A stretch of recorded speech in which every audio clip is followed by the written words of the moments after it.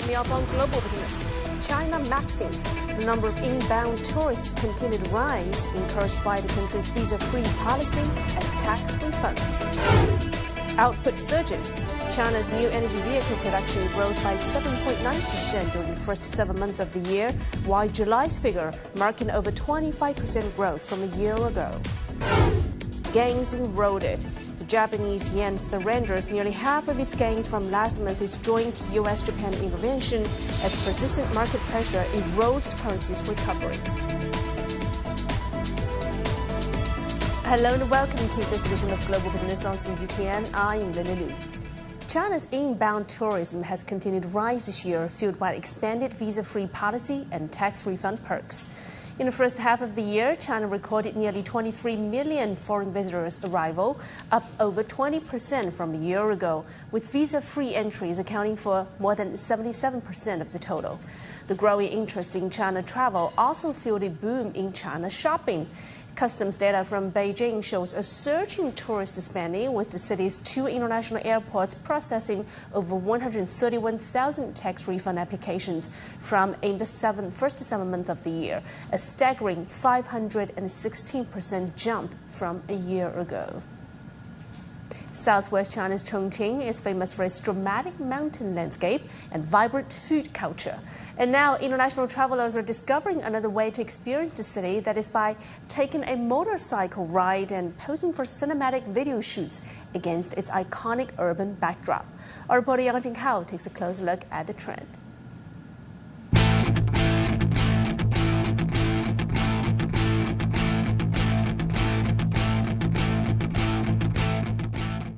It's a growing craze in Chongqing, southwest China. As night falls, travelers from around the world gather along Nanbing Road, hopping on motorcycles and capturing cinematic moments against the dramatic backdrop of this mountain city. So we arrived just earlier this morning. This is the first thing we're doing. We haven't eaten, we haven't gone out for a drink. First thing on our list was to do the motorbike trend. It's my first time in China, so I thought I want to do everything I can, and this looks like a great activity, so yeah, I just did it. But before the engines roar, there's a quick lesson. The riders show visitors how to pose, where to look, and how to capture the perfect shot with the motorcycle. Number 1, look. Okay, so you see, look straight. 1, 2. Open your hands. I like this one the best, the heart. I think the heart, and this one, it was very nice. For these international travelers, language barriers are the least of their worries. What matters is the unique experience they are taking away with them. I feel exhilarated. It was like, I was scared to do it, but I'm really glad I did. And I'm really excited to see how it turns out. Oh, it was really nice. It's such an experience. I just seen it on Instagram, and now I think I enjoy it a lot, all the process. Behind this popular experience is a growing motorcycle culture in Chongqing. The city is home to well-established motorcycle industry. Ji Xiaoyu was among the first local riders to explore motorcycle video shoots. Last year, he began reaching out to international enthusiasts through social media. We have 3 riders on our team. Since September last year, we've worked with approximately 800 to 1,000 foreign visitors. It's exciting, it's a lot of fun, and it looks great on camera. But above all, safety is always the top priority. Every night, traffic police officers remain close by to ensure safety. During the shoot, we always wait for the traffic lights and make sure there are no vehicles behind us before we set off. The fast-moving effect you see in the videos is created through editing. Our actual speed is only around 20 to 30 kilometers per hour. I think it was pretty safe. If I had some questions, I could ask them. And I think we used a translator if I had some deeper questions. The staff was amazing, and they made me feel secure all the way. As Chongqing welcomes more international travelers, local riders like Ji say they will continue improving their services, and they hope more visitors can see the city from a different perspective, one filled with dazzling lights, speed, and excitement. 杨景浩 CGTN, Chongqing. Stay with Max in China. China has long been known for its historic landmarks and natural wonders. But a new trend has emerged among international travelers, and it's called tech tourism. Zhou Yixing finds out from Beijing. From spectacular drone shows to robot demonstrations, technology-focused tourism is emerging as a new attraction for international visitors to China. In Beijing, a robotics exhibition has become a popular destination in its own right, giving visitors an up-close look at cutting-edge technologies and how they are increasingly being integrated into everyday life. So I find it very fun. I think it's like an amazing thing that China has developed such incredible technology. We in Mexico don't have this many robots, so I think it changed my perspective on how technology can probably change the world in the future. The advance of humanity in robotics and robots, it's incredible and super futuristic. Some visitors are going beyond traditional tourist attractions, stepping inside working production facilities to see firsthand how technology is reshaping modern manufacturing. At Xiaomi's electric vehicle factory, visitors can watch hundreds of robots carry out precision tasks along the production line. Once largely closed to the public, these industrial facilities are now opening their doors to visitors, becoming new windows into China's manufacturing capabilities and innovation. They could see a lot of interesting things that maybe they wouldn't be able to see back home in terms of the sophistication and probably more than anything just the scale. I think the scale and the level of advancement would be pretty staggering. So people want to understand more and more how things are made, and that allows us to get a better grasp of how the world we live in is evolving. The trend is also seeing China's inbound tourism market evolve. Travel agencies and tourism destinations are now offering customized tech tourism experiences for international travelers. We've seen more visitors booking through our online platform, and international study groups are also showing strong interest in our exhibition. Many overseas tourists share their experiences on social media after visiting. As China travel and Chinese tech continue to gain popularity, more and more international travelers are discovering an innovative, dynamic, and futuristic side of China, and a new way to experience and understand the country. Zhou Yixing, CGTN, Beijing. And shifting gears, the Trump administration plans to exempt open-weight AI models from mandatory U.S. safety reviews. Now, the move could inadvertently benefit China's rapidly advancing open-source labs like DeepSeek and Moonshot AI. Liu Jiaxing has more. U.S. President Trump has called artificial intelligence competition the most critical contest in centuries. Yet his own administration is now carving out a surprising exemption in its new AI safety framework, one that applies directly to China's most powerful models. The U.S. federal government plans to subject only closed-source models to mandatory safety reviews, according to sources familiar with the top-level meeting at the White House on August 4th, as relayed by Western outlets. Open-weight models, those whose underlying parameters are publicly released, will escape scrutiny, even when they are developed by Chinese companies. Myself, I have been subscribing just very recently to Kimi. Much of the weight models are open source models, so it really is an access for the entire community in the entire world. Moonshot AI's Kimi K3 recently became the world's largest open-weight model. DeepSeek and other Chinese labs have delivered breakthrough after breakthrough, challenging the assumption that American firms hold an unassailable lead. Open source and closed source models are technically on par. The performance difference can be made up in about 3 to 6 months. Closed source pricing is high today, but open source competition will drive it down, and that's a win for customers. The industry has noticed. On July the 24th, an alliance of Microsoft, NVIDIA, and Hugging Face publicly backed open-weight architectures, effectively standing against safety advocates like Anthropic, who argue that unrestricted model release poses systematic risks. But there's the flaw in the risk argument. closed models aren't actually any more secure than open ones. The underlying frameworks of today's large models are pretty much out there, so attackers can hit open source or closed source alike. In July, an OpenAI agent breached Hugging Face. The firm used China's GLM 5.2 to analyze the attack because the attack commands had been blocked by frontier AI models' safety guardrails. Even if you have like one very successful and very rich company keeping things to themselves in a closed model, the world is too big that I think eventually the open development is just inevitable. China consistently balances safety and development in its pragmatic and proactive AI policy. Experts say developing open models is more than a technical choice. It's a global tide, and it's already here. 刘嘉欣 CGTN 北京。 China is becoming one of the world's biggest sources of new medicines. In the first half of 2026, Chinese companies signed 8 of the world's 10 biggest out-licensing deals, worth a record $110 billion. And they're doing this despite growing U.S. scrutiny over Chinese clinical data. So why is global pharma betting big on China? Wang Fei explains. Just a decade ago, China was largely importing innovative medicines. Today, it's exporting them. By June, Chinese companies have signed more than 80 out-licensing deals with overseas partners. The medicines target a wide range of diseases, from cancer and obesity to autoimmune and neurological disorders.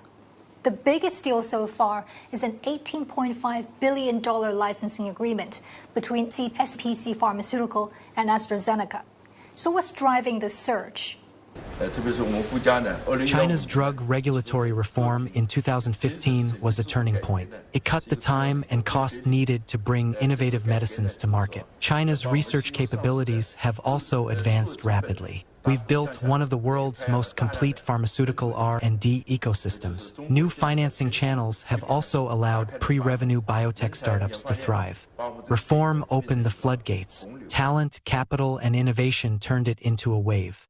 Developing the same drug in China typically costs 30 to 50% less than in Europe or the US. According to Pfizer, clinical development in China can move 3 times faster at roughly half the cost. And speed matters. US drug makers are rebuilding their pipelines as patents on $200 billion worth of medicines expire by the end of the decade. China offers high-quality drug candidates at a lower cost. What China does well is find mistakes faster. We test multiple drug candidates in parallel, validate results quickly, and stop unsuccessful projects early. We also have a large patient pool, so clinical recruitment often takes about a year, compared with 2 or 3 years in Europe or the United States. And now, artificial intelligence could accelerate that advantage even further. But can AI discover new medicines, or is it simply helping scientists work faster? AI is a great student. It can find new compounds for known targets. But discovering new targets still requires more effort. Some of our methods don't fit neatly into Western medicine. We should be open to a new language or new ways of approving drugs. It's not about competing with the existing system. We share one goal: treating disease. Cost and speed may open the door, but in the end, it's scientific excellence that seals the deal. Guangdong-based Kesso became the first Chinese pharmaceutical company to outperform the world's best-selling cancer drug in a head-to-head clinical trial. For many in the industry, that was proof Chinese innovation could compete at the highest level. The next challenge is developing truly first-in-class medicines. There's still a gap in original target discovery and breakthrough science. The next step is to better connect universities, hospitals, and biotech companies so discoveries move faster from the lab to patients. Traditional Chinese medicine and natural products will also remain an important source of future drug discovery.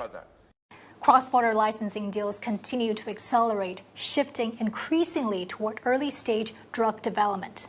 That suggests growing confidence in China's research capabilities, not just its product. And as partnerships deepen, the next breakthrough medicine may not just be made in China. It could be discovered here, too. Wang Fei, CGTN, Guangzhou. You're watching Global Business on CGTN. Still to come on the program.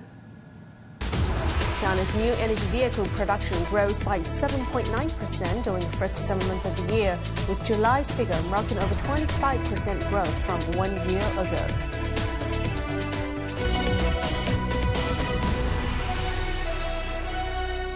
The world economy as we know it is about to change. Global business reports highlight emerging markets, developing countries, and dynamic sectors worldwide. We feature top analysts and newsmakers to provide perspectives on every facet of business. From an on-the-ground perspective, we provide you with balanced and objective assessments. Fast, sharp, and insightful. Global Business. Only on CGTN.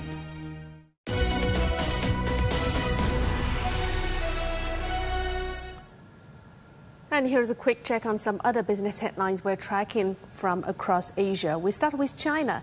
Data shows that China's new energy vehicle sales dropped 4% in July compared with a year ago to less than 1 million units, while monthly production grew nearly 26%, reaching 1.45 million units. And down in Australia, the country's central bank held its cash rate steady at 4.35% for a second straight meeting, but cautioned that a future hike was quite possible, and the bank has already raised rates by 75 basis points this year. And Singapore has raised its forecast for annual GDP growth to 4.5% to 5.5%, up from a previous forecast of 2% to 4%. The country says that AI is helping its manufacturing and trade sectors.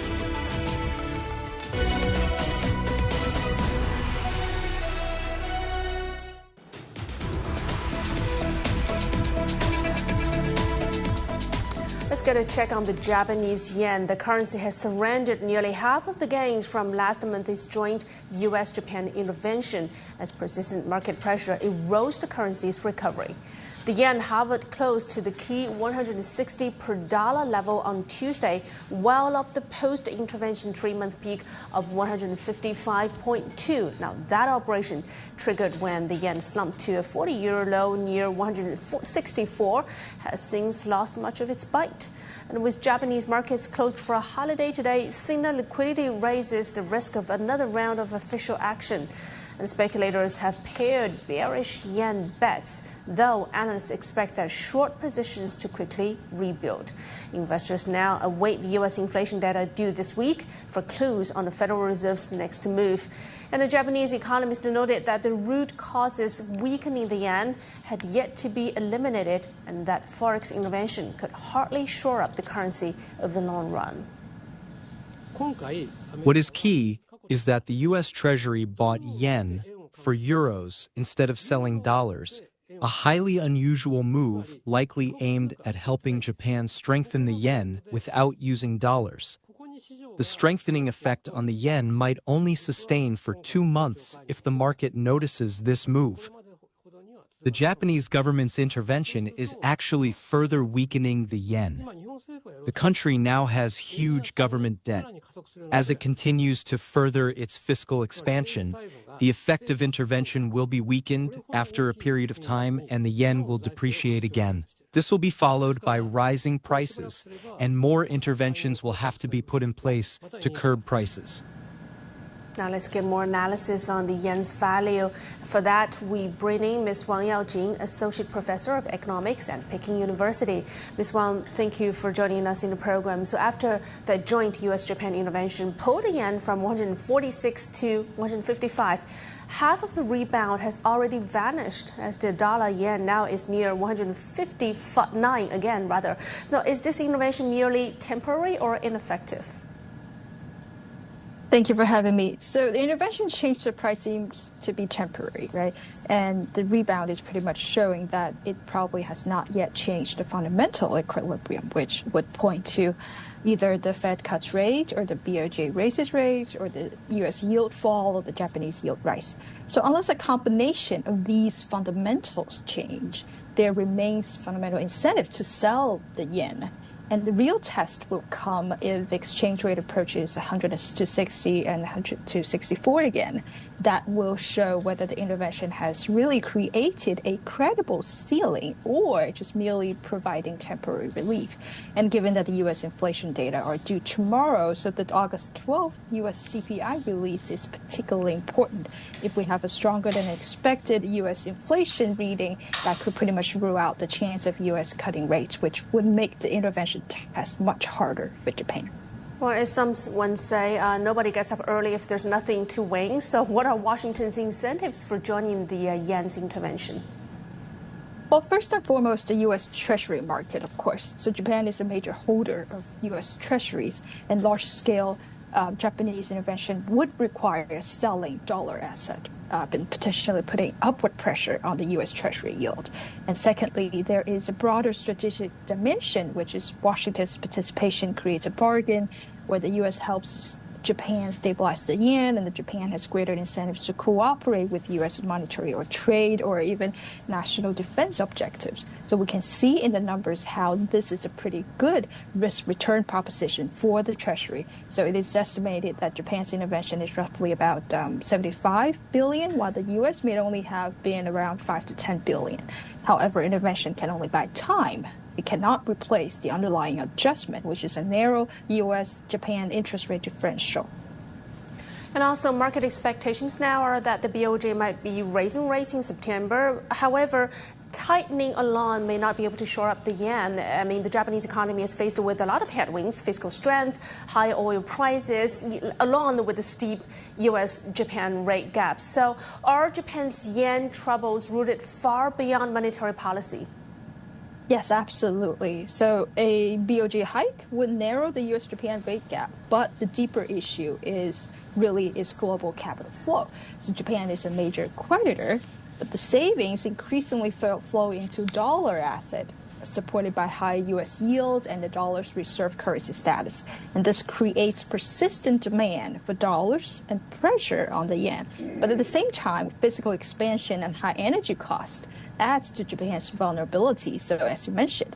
And so the Japan and U.S. intervention is not simply about defending the yen. It is about managing a broader U.S. dollar-centered imbalance and preventing this disorderly capital flow that could destabilize the global markets that run on the dollar system. The fact that Washington actually sold euros, not dollars, to buy yen in the recent yen intervention is particularly unusual and also revealing that the deeper issue is not simply dollar versus yen. It is whether the global monetary system remains overwhelmingly dollar-centered, or could it gradually evolve into a more multipolar system in which the euro and eventually the RMB absorbs a large share of the global savings and reserves? Interesting points there. Thank you so much. That's Ms. Wang Yaoji, Associate Professor of Economics at Peking University. Shifting gears, India's farmers and trade unions have taken to the streets to protest the government's economic policies, including the proposed India-US trade deal. Now, they fear that greater access to American farm products could further squeeze already tight farm incomes. Ravinder Bawa has more from Delhi.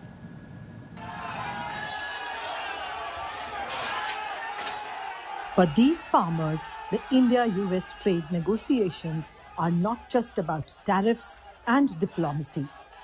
Farmers and trade unions joined hands to protest across the country, demanding that the government fulfill all pending promises. The proposed India-US trade agreement emerged as a major concern.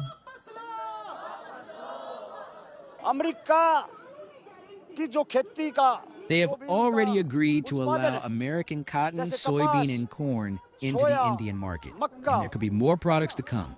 It's like opening a window today and creating a door tomorrow for American agricultural products to enter India. For a country whose economy depends on agriculture, what will happen to Indian farmers? All the agricultural products will be immersed in the Indian market. This will be death knell from the farmers. They are already suffering. They will all suffer more. In that situation, we decided we will have to oppose it. The farmers and the trade unions called for any free trade agreement to be halted. They say these agreements are a threat to farmers, agriculture, and micro, small, and medium enterprises. They allege the agreements are being pushed under corporate pressure and without adequate public consultation. So we are seeing that it is a surrender of our self-reliance and all our means, even it is endangering our democracy and even democratic process of how we are electing or how we are passing the laws. So this is totally against the interest of the people of India. Nearly 80% of Indian farmers are smallholders, owning 2 hectares of land or less, which limits their income. On the rural economy, about 60% of our workforce is dependent. And look what is going to happen to this rural economy. So, and all this is informal. And all this is in the informal sector. So, farmers are already, in a bad way. Although the government has repeatedly reassured the farmers there will be no compromise on sensitive agricultural and dairy products, it's not been enough to pacify the largest voting bloc in the country. Ravindra Bawa, CGTN, Delhi. Morocco's prolonged summer heat is reshaping shopping habits and putting pressure on traditional markets. Traders say that daytime foot traffic has fallen sharply, particularly in open-air markets, as consumers increasingly delay shopping until temperatures ease in the evening. Adnan Chawachi brings us more. Across Rabat, the hottest hours are leaving many traditional shopping areas noticeably quieter, with consumers limiting daytime trips and adjusting their routines around the heat. I usually go shopping after 5 p.m. when temperatures begin to cool slightly and shops open. The shift is creating a growing divide between open-air markets and air-conditioned shopping centers, which offer consumers an escape from high temperatures during the day. Most people shop less in traditional markets during the summer, preferring cooler, air-conditioned shopping centers. Those who still visit old markets usually come later in the day when temperatures begin to drop. Traders say the slowdown is not limited to retail. Lower consumer demand is also feeding through to wholesalers, with businesses reducing orders and delaying restocking during the peak summer months. The summer season affects trade across Morocco, from Tangier to Logouira. In July and August, commercial activities tend to slow, affecting us as wholesalers, with demand for goods declining across almost all sectors. But as temperatures fall in the evening, commercial districts begin to fill again, extending trading hours and shifting a larger share of summer spending into the cooler part of the day. Commercial activity picks up in the evening when shops open and people go out to walk and shop. This helps revive local business and also supports tourism. With daytime sales under pressure, Morocco's traditional retailers are shifting more business into the evening as the heatwave continues to reshape trading patterns and weigh on summer revenues. Adnan Chawachi, CGTN. And with that, I'm wrapping up this edition of Global Business on CGTN. I'm Lily in Beijing. Thanks for watching. Bye for now.